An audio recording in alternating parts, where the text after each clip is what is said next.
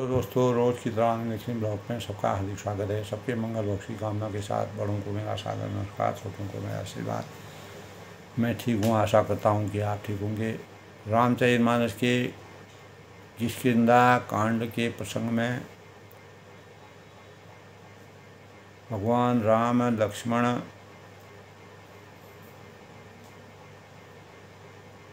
यानी चित्रकूट के वन में प्रवास करने के बाद जब ऋषिमुख पर्वत पर जाते हैं और उसके बाद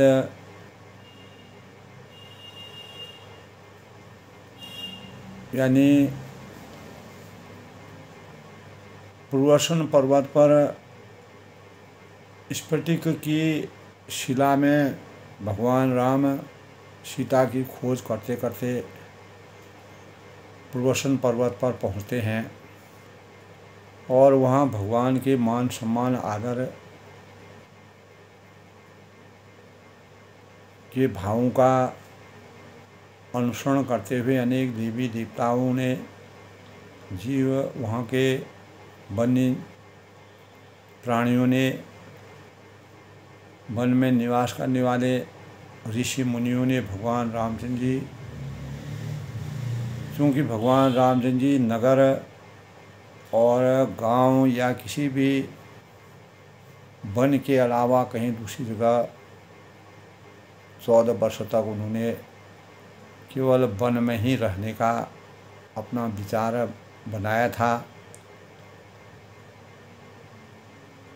तो जैसे जैसे वो भगवान सीता जब पंचवटी में रावण के छल करने के पश्चात भगवान राम सीता जी की परछाई को रावण हर ले जाता है, तो भगवान रामचंद्र जी को अनेक प्रकार की नर लीलाएँ करनी पड़ती हैं, क्योंकि भगवान रामचंद्र जी का वनवास होने का मुख्य लक्ष्य यही था कि समस्त जो इस सृष्टि में राक्षस का अवतरण हो रहा है उनको हमेशा के लिए समाप्त करना। तो भगवान रामचंद्र जी अनेकों ऋषियों से मुनियों से यानी अगस्त्य ऋषि हैं, सुतीक्ष मुनि हैं, नारद मुनि हैं और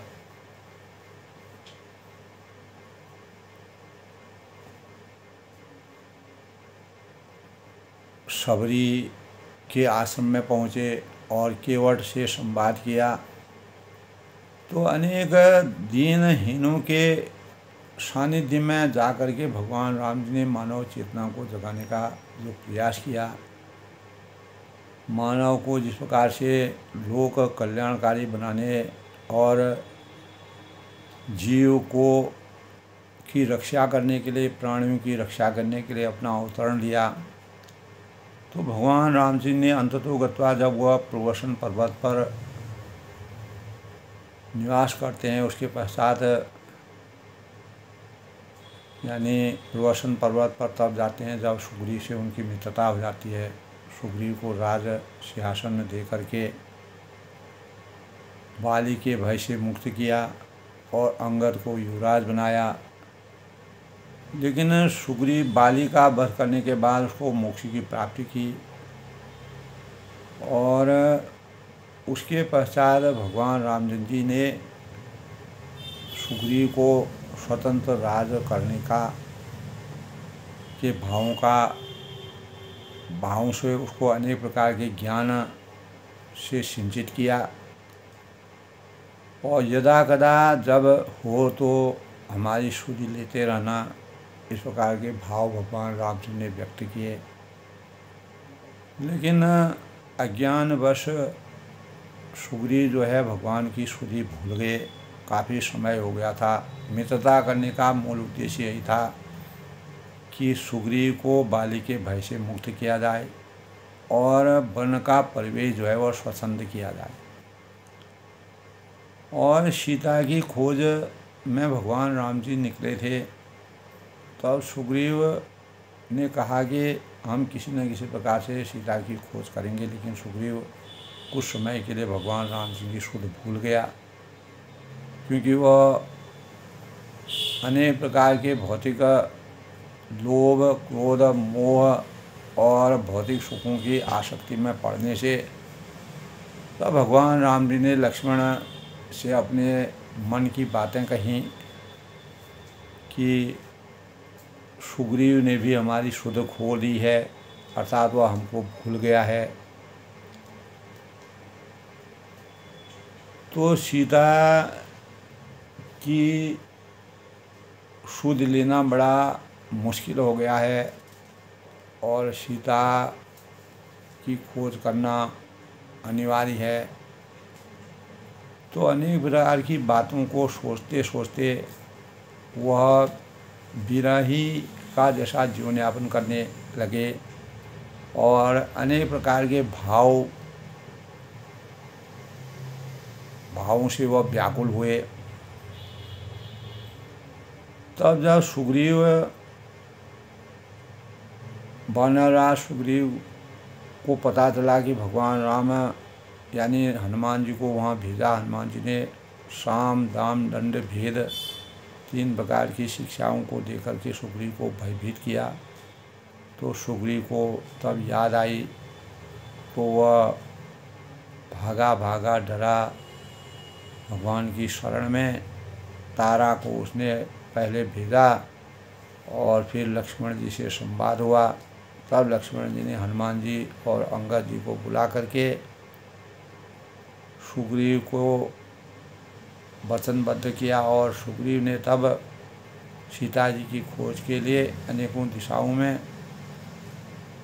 वानरों को भेजने के लिए मंत्रणा की और उनको संकल्प के साथ यानी 15 दिन के अंदर सीता जी की खोज करने के लिए कहा। तो वचन सुनत सब बानर जहाँ तहाँ चले तुरंत। तो सुग्रीव के इस प्रकार के वचनों को सुन करके सब बंदर जो हैं अपने अपनी दिशाओं की तरफ चले गए, झुंड के झुंड।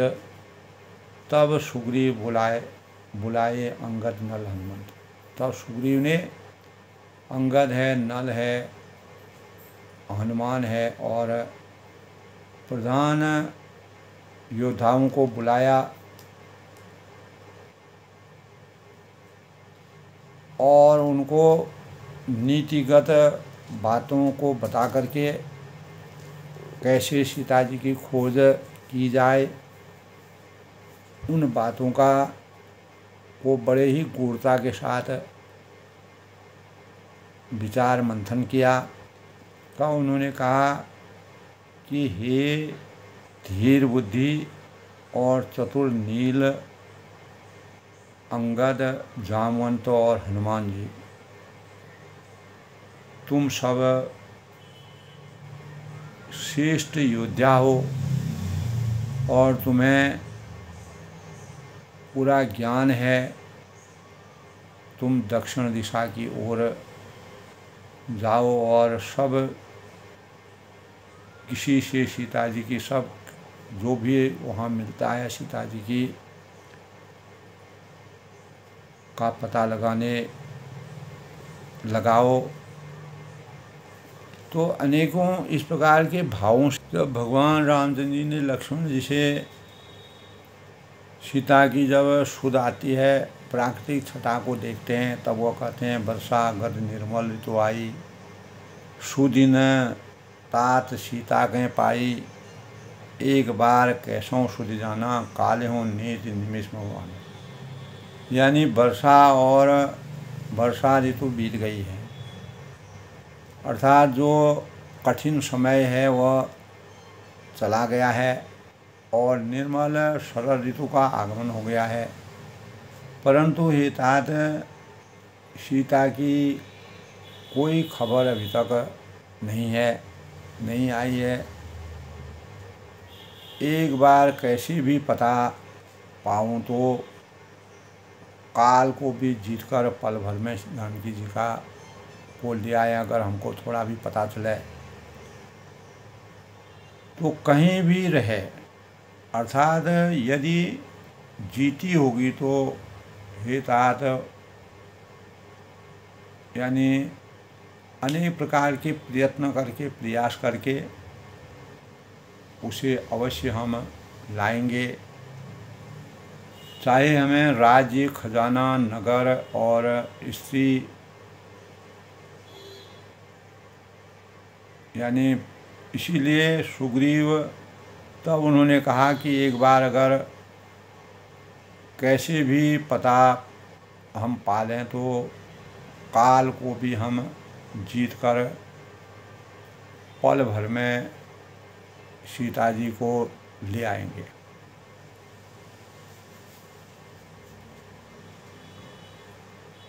तब सुग्रीव से तब भगवान राम जी को जब सुग्रीव ने भी सुधी भूल गया, कहीं भी रहे यदि यानी वह सीता जी जीती होंगी तो हम किसी न किसी प्रयास से प्रयत्न से उनको प्राप्त कर लेंगे। तो भगवान राम जी जब सुग्रीव को एक छत्र राज्य दे दिया तो भगवान राम जी कहने लगे कि जिस बाण से मैंने बाली को मारा था उसी बाण से कल उस मोड़ को भी मारूंगा, अर्थात उनको क्रोध आ गया। तो शिव जी इस संबंध में उमा यानी पार्वती से कहते हैं कि उमा जिनकी कृपा से मद और मोह छूट जाते हैं, अर्थात किसी प्रकार का मद मोह नहीं रहता है, उनको कहीं स्वप्न में भी क्रोध आ सकता है, अर्थात नहीं आ सकता है।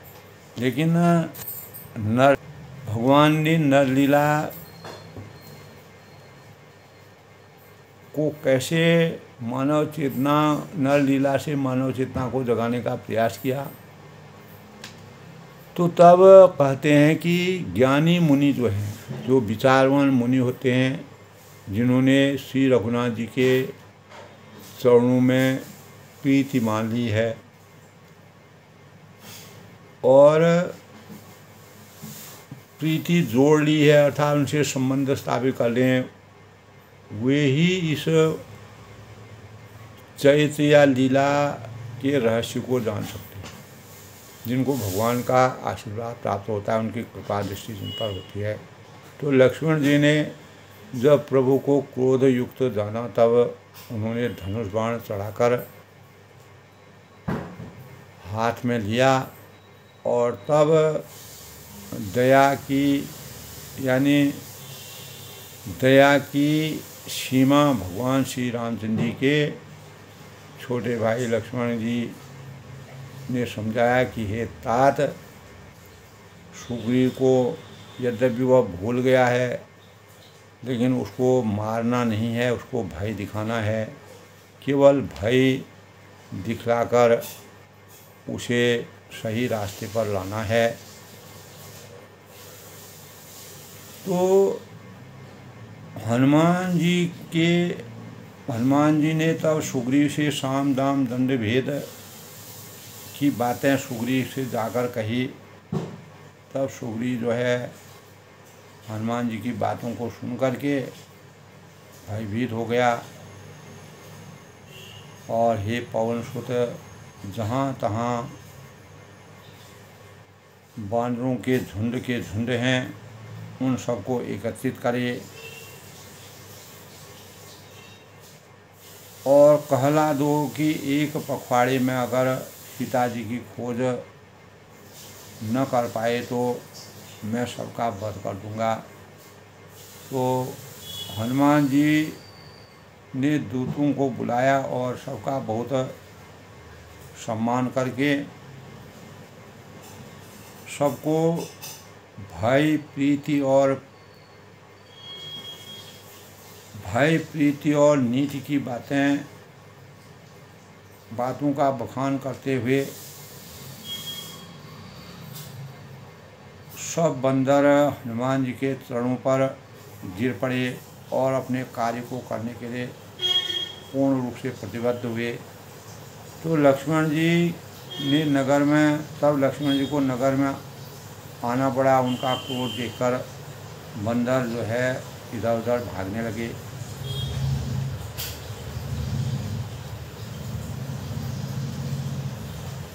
तब हनुमान से अंगद कहते हैं कि सुनो तुम तारा को। तब अंगद ने कहा कि हनुमान जी से भगवान रावण नाराज़ हो गए हैं और तुम जो है तारा को साथ में ले जा करके विनती करके, यानी लक्ष्मण जी क्रोध में हैं और उनको समझा बुझाकर शांत करो। हनुमान जी ने यानी तारा सहित जाकर के लक्ष्मण जी के चरणों में सिर नवाया और प्रभु का सुंदर यश का बखान किया। तो वे विनती करके उन्हें महल में ले गए और तथा चरणों में उनके चरणों को धोकर उनको पलंग पर आसन में बैठाया। तब वानर राज सुग्रीव ने उनके चरणों से सिर नवाया और लक्ष्मण जी ने हाथ पकड़कर उनको गले से लगाया। तो सुग्रीव ने कहा कि हे नाथ, विषय के समान और कोई मद नहीं इस संसार में है। विषय भोगों की आसक्ति बड़ी असहनीय होती है। यह मुनियों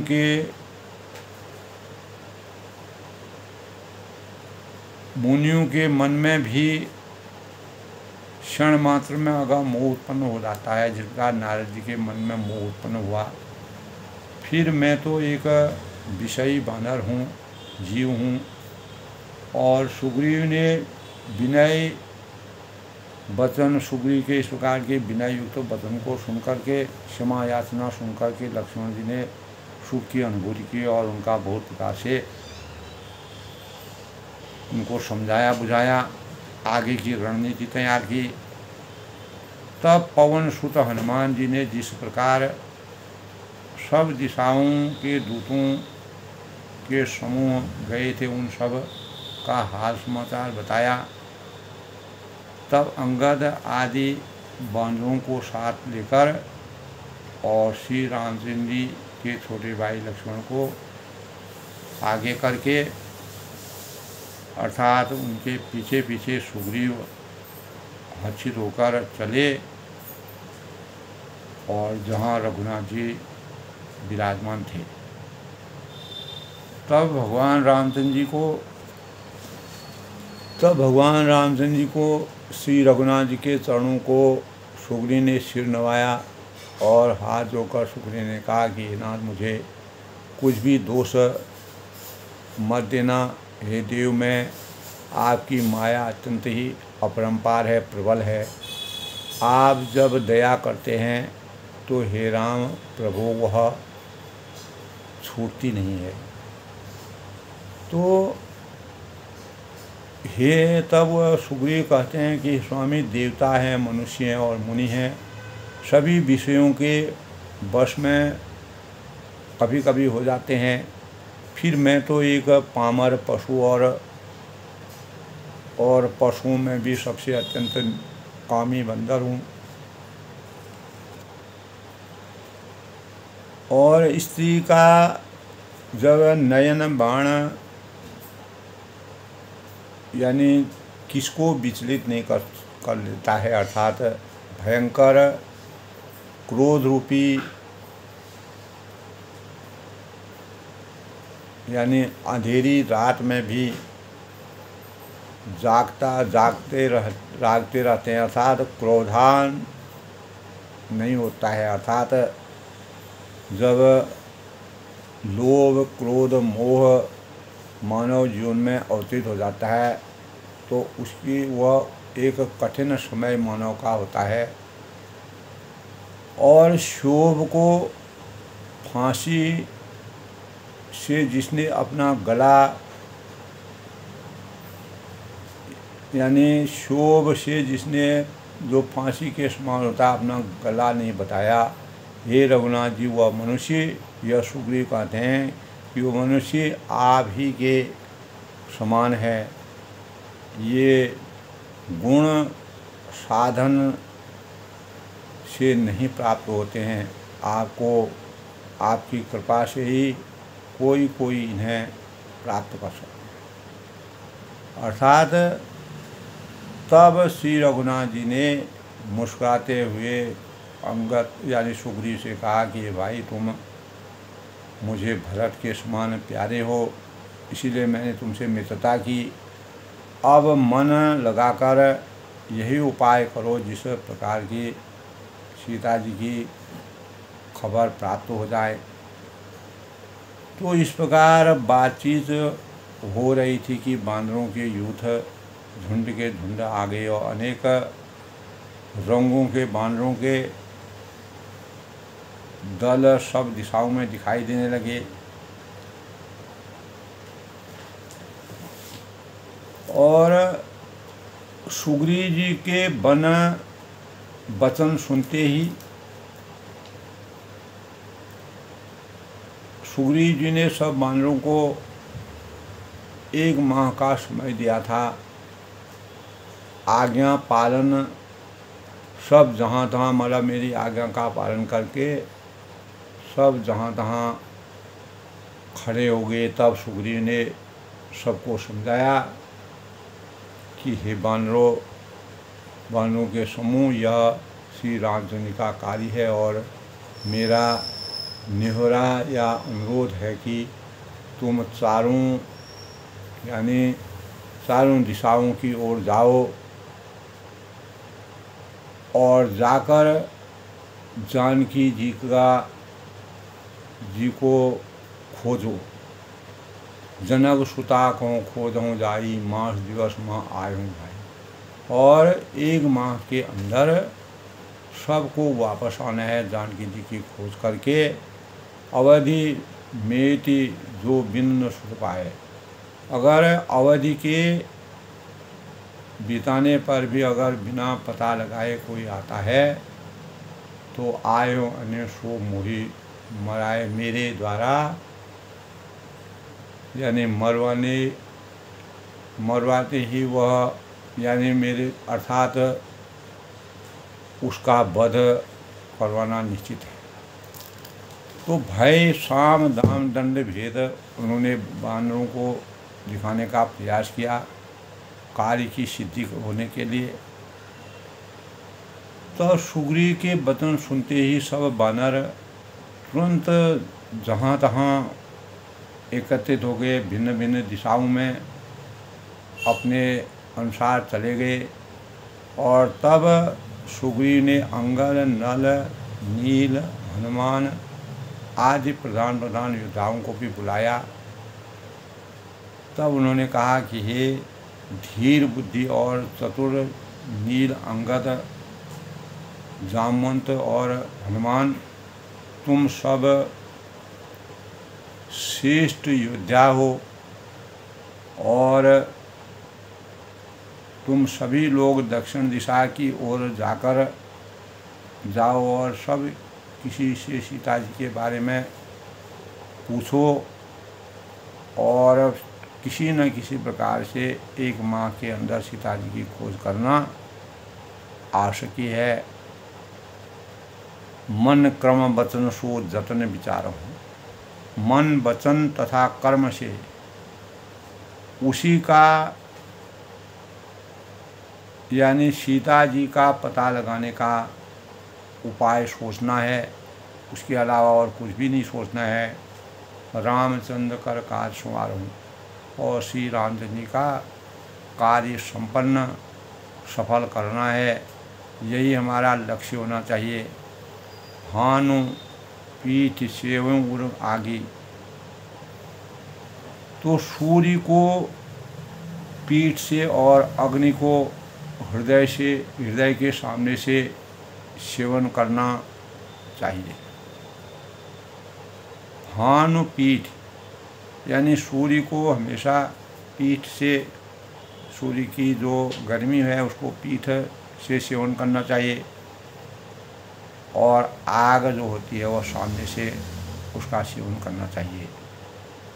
स्वामी ही सब भाव सल लागी, परंतु स्वामी की सेवा जो है वह छल छोड़कर सर्व भाव से, सर्व गुण संपन्न यानी पूर्ण निस्वार्थ भाव से, समर्पण के भाव से, मन वचन और कर्म से स्वामी की सेवा करनी चाहिए। वही सच्चा सेवक होता है। नीति की बात कह करके सबको समझाने का प्रयास किया। तज माया रोह परलोका, और माया विषयों की ममता आसक्ति को छोड़कर, सभी प्रकार के विषय वासनाओं को छोड़कर, माया को छोड़कर परलोक का सेवन, भगवान के दिव्य धाम को प्राप्ति के लिए, यानी इस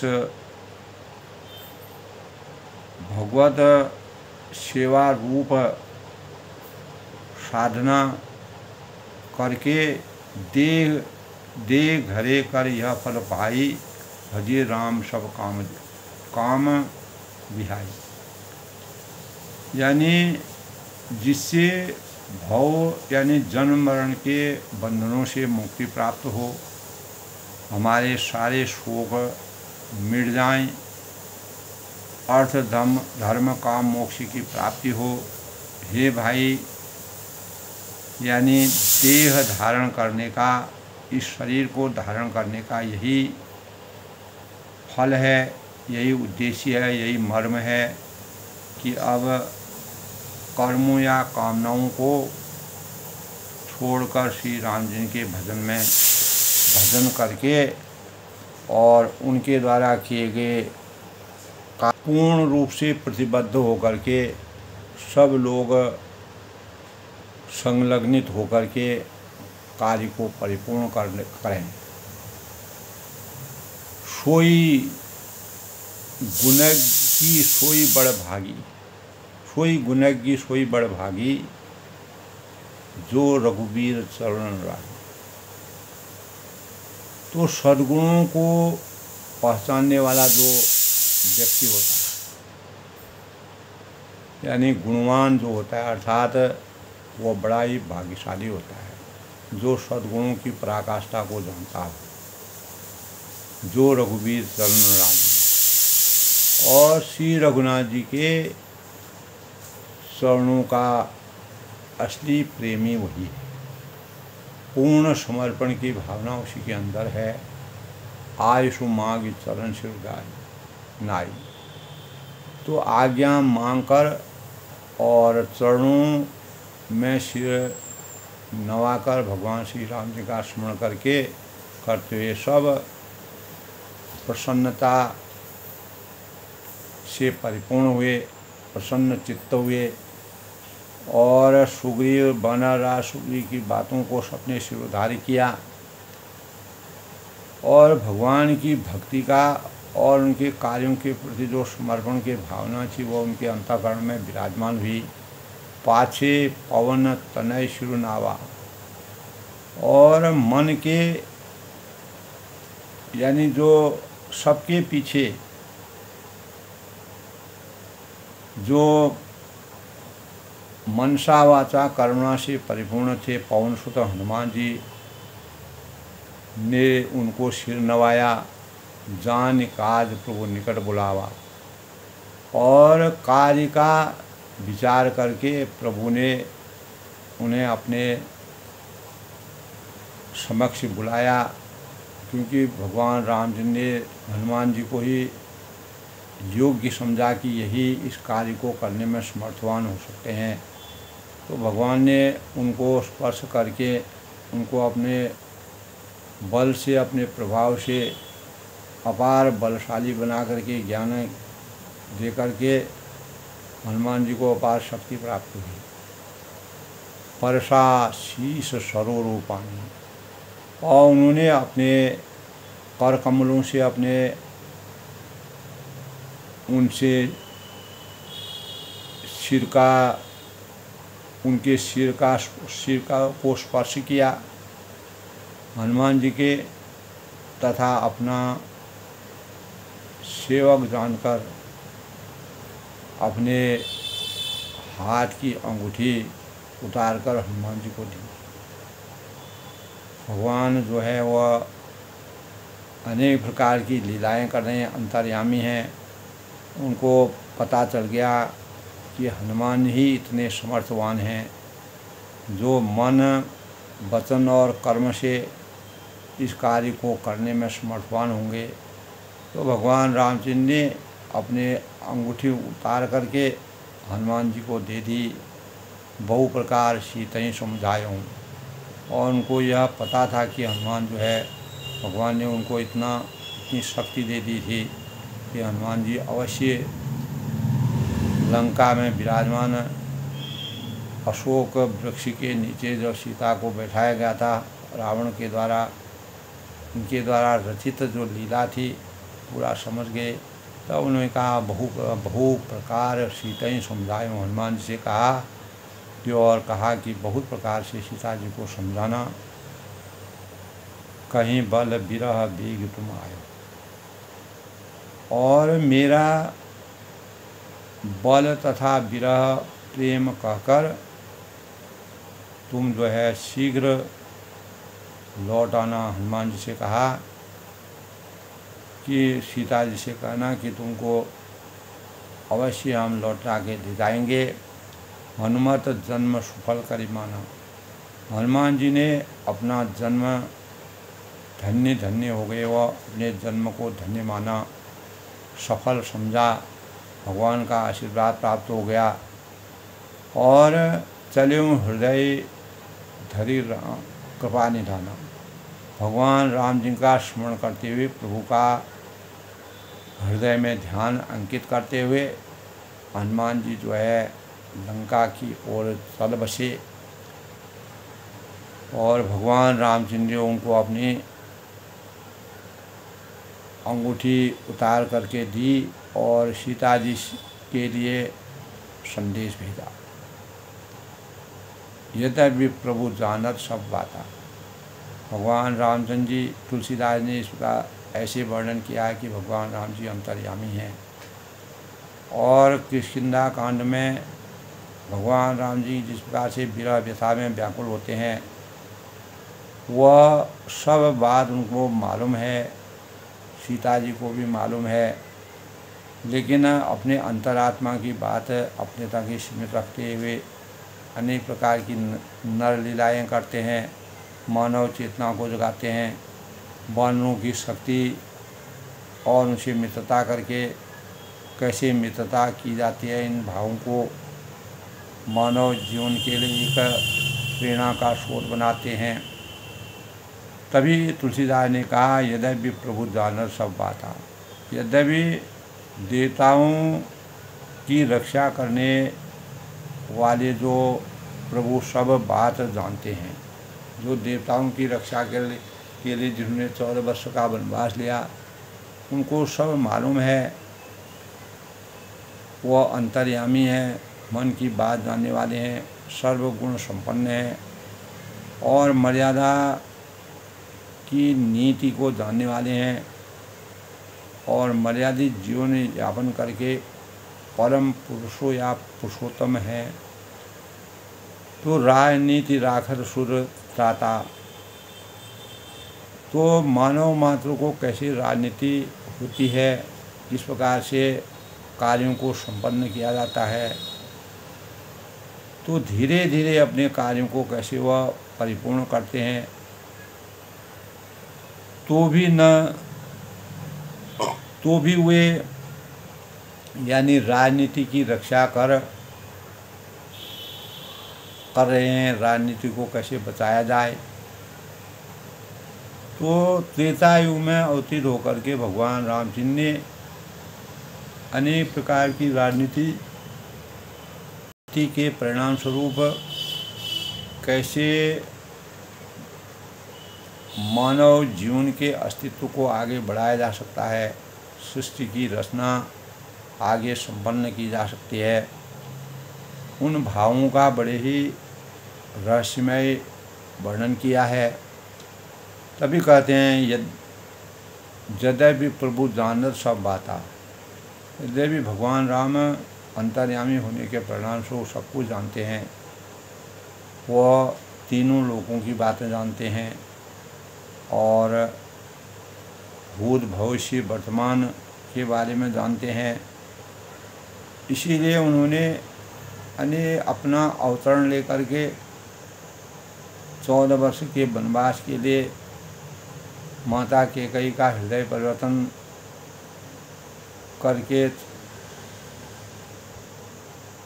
राजनीति के सुख को किस प्रकार से त्यागा और उस त्याग का परिणाम क्या होता है, कैसे वह मानवता के भावों से परिपूर्ण होते हैं, इसका बड़ा ही रहस्यमय वर्णन तुलसीदास ने अपने रचना में रामचरितमानस में किया हुआ है। तो यद्यपि भगवान सब कुछ जानते हैं, राजनीति राखर सूरताता, यद्यपि देवताओं की रक्षा करने के लिए प्रभु सब बात जानते हैं, कैसे इस सृष्टि को हमेशा के लिए संयमित रखा जाए, सृष्टि का सृजन बना रहे और जीवों को, जो ऋषि हैं, मुनि हैं, देवी हैं, देवता हैं, नर हैं, वानर हैं, सभी की रक्षा किस प्रकार हो,